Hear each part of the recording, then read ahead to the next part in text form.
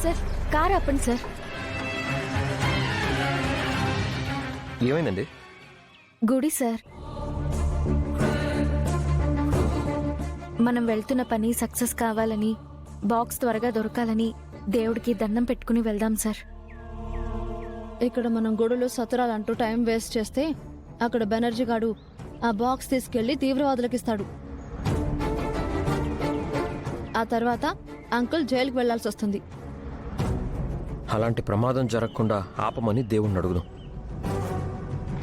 జరగబోయే ప్రమాదాన్ని ఆపాల్సింది దేవుడు కాదు, మనం.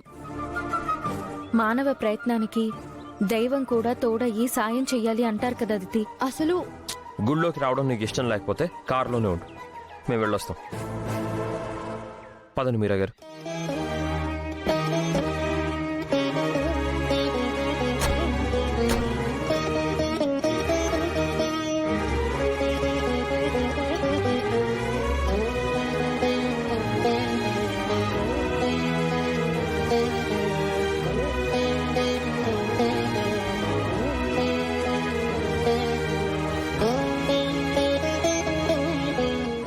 అమ్మో, వీళ్ళని అస్సలు వదలకూడదు. నన్ను వదిలేసి వేరే కారులో ఎస్కేప్ అయినా అవుతారు.